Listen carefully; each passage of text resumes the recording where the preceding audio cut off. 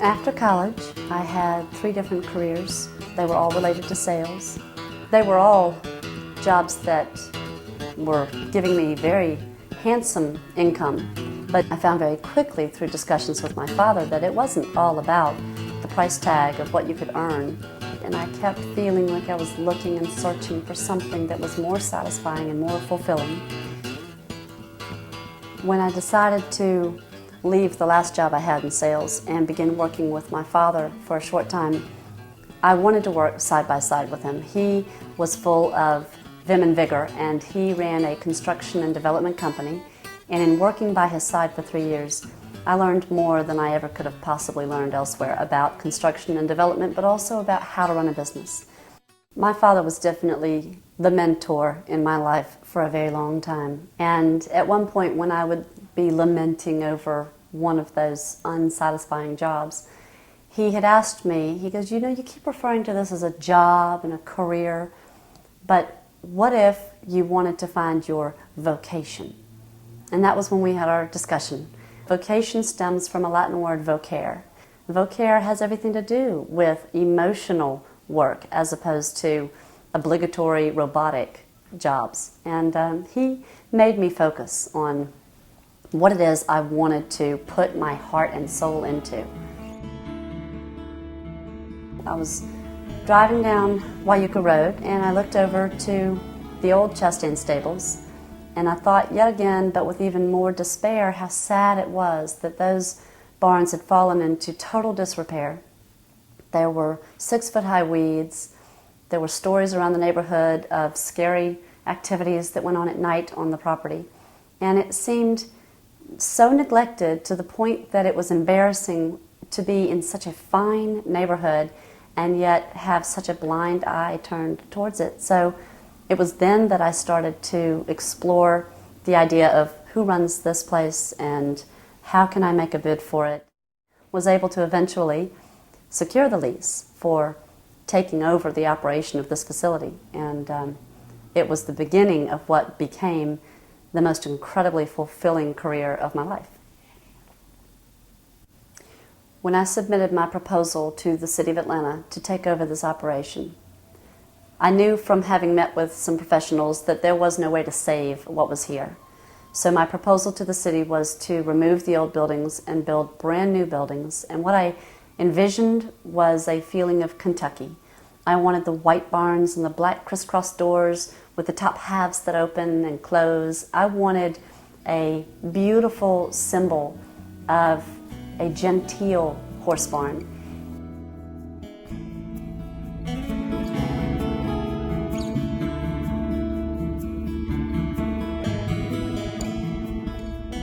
I knew there had been a therapeutic writing program here before to a small scale, and the more I studied other facilities and therapeutic writing centers around the country, the more I realized how incredibly important this program would be to the horse park. And knowing that this one activity as a therapy could serve all ages and all kinds of disabilities across the spectrum just by bringing them and putting them on a horse with a therapist and volunteers in an environment that was conducive and positive to changing their lives for the better was enormously exciting to me. Selling copiers was not a heart and soul job. Working with this redevelopment and creating this facility and bringing a therapy to kids with disabilities, that had everything to do with vocation. We have 86 horses, and 55 are privately owned by boarders. And then we've got 31 horses that we share among the outreach program for kids from the inner city. We have the therapeutic program for children with all kinds of both physical and mental disabilities. And then we have the program for the children in the neighborhood who have no disabilities but who love riding here just as much as anybody else. In the past 8 or 9 years, I have enjoyed learning how to try and make this place work smoothly, better every year. And part of it is delegating. And so a lot of what I focus on, while it is fundraising and board development and setting short and long-term goals, I rely heavily on my barn managers who manage the boarding operation and my therapeutic program director and my executive director who handle the other elements that go on here, from the school lesson program to the different activities that go on in the clubhouse So there are lots of working pieces, but I rely heavily on delegating to those in charge that can handle those things without my direct involvement on a day-to-day basis.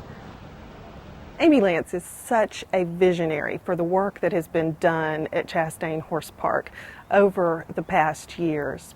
Chastain Horse Park is a premier accredited center of the North American Riding for the Handicapped Association, which means that it operates at a very high level, adhering to the highest standards in the industry. Even though we're a beautiful facility where obviously people come and have wonderful times recreationally with horses, our mission and the miracle of what happens at Chastain Horse Park is surrounding the people that come here for their therapy with our 15 certified instructors and our 6 therapists that are trained through the American Hippotherapy Association. This is a wonderful alternative to a traditional therapy setting.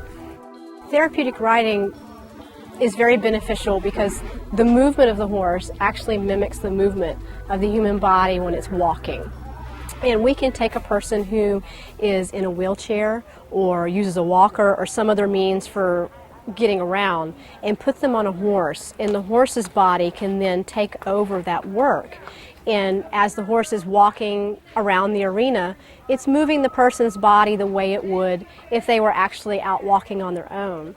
And just the act of that constant movement actually helps build the muscle memory, the nerve pathways that may have been lost due to injury or to disease. At the very least, it can help stretch muscles that have become very tight due to sitting in a chair all day long.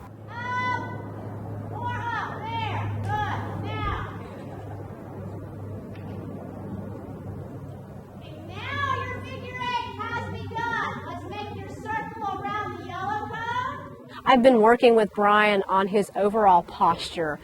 He sits in a wheelchair all day long, tends to hang his head down and slump his shoulders.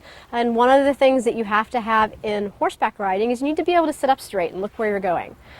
So part of the consistency with him and his riding skills is working on getting his posture up, getting his head up so he can look where he's going and have a better effective communication with his horse. Because if you're sitting down slumped and looking down at the ground, you're not going to be able to communicate with your horse and have him do what you're asking him to do.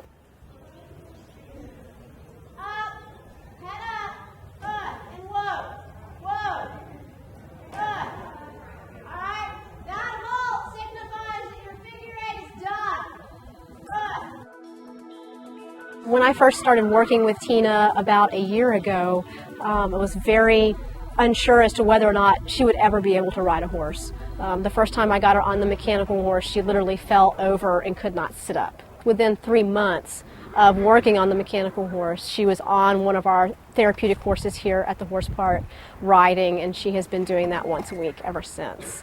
I have multiple sclerosis, and my doctor at the Shepherd Center in Atlanta recommended that I try the hippotherapy treatment to help strengthen my core muscles. I thought, I don't know how they're going to get me up onto a horse, if they had a crane or something. And once they got me up there, I didn't know how they were going to keep me on the horse. I thought, they were going to have a saddle with a back brace and arms and things to hold me in. And that didn't happen. I was amazed. And they helped me stand pivot and sit on the horse. For the most part, I'm able to hold myself on the horse, sitting up straight, and ride. And I can even take my hands off the surcingle that I use to balance myself. I can take my hands off. Look, Ma, no hands. Hey. My goals that were set by Amy are holding the reins and guiding the horse myself. And ultimately, I'd like to be able to ride with fewer volunteer assistants. I have that kind of power. I get to say, faster, slower, left, right. I'm in charge. It's something that is so difficult to come by when you have multiple sclerosis.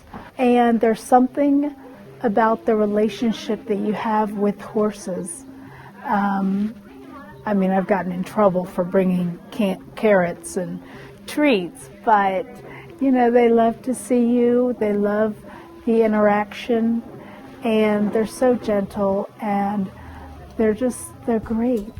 I am Silver. Away! I've seen depression lift in some of these riders.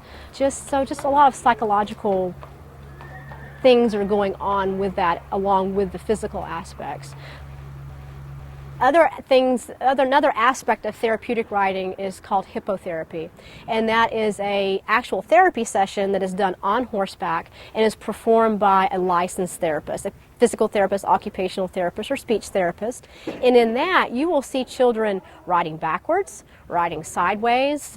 Sometimes they'll get up on their hands and knees and reach for objects. So all these different activities and exercises that you may see a child doing on horseback with a therapist have a whole different reasoning behind them. This is Stephen Lesh. He's 3.5, and we've been in the therapeutic program for 4 weeks. And we have seen a marked improvement with his upper body, and which is going to create a better environment for him to learn to walk. And so we're very excited about being part of this program, and he just loves it. He loves coming here, and it's a wonderful program. We have instructors that are certified at the national level to teach riding students with and without disabilities. We also have speech therapists, physical therapists, and occupational therapists that offer their services. Chastain Horse Park mixes love with work with horses, and it's a magical equation. We see people's lives changed here every day. They're not becoming better riders necessarily. Their lives are becoming better overall because of the hours that they spend at Chastain Horse Park. It's amazing to see how fast we've grown since 1999. We had 6 riders a week in the therapeutic program then. We have 150 riders a week in the program now. The children that ride here in the therapeutic program have to have a signed release, and those signatures represent over 100 doctors and therapists. We provided over 8,200 lessons last year alone to children in the therapeutic riding program. And to look at the difference now versus where we started with 6, and now we served over 8,200 lessons, it's rather amazing. The number of volunteers last year, we numbered over 600 active volunteers, the ones that come week after week. Those 600 volunteers donated over 15,000 hours of free time that enabled us to have a successful therapeutic program. There's a little girl who I started working with a little over 2 years ago. When she first came, she was nothing but a little ball of jelly, and to see her be able to sit up on a horse and be able to hold her head straight, not way up in the sky, and then when she took her first steps a few weeks ago, I just started crying because I was like all amazed at how well she has done.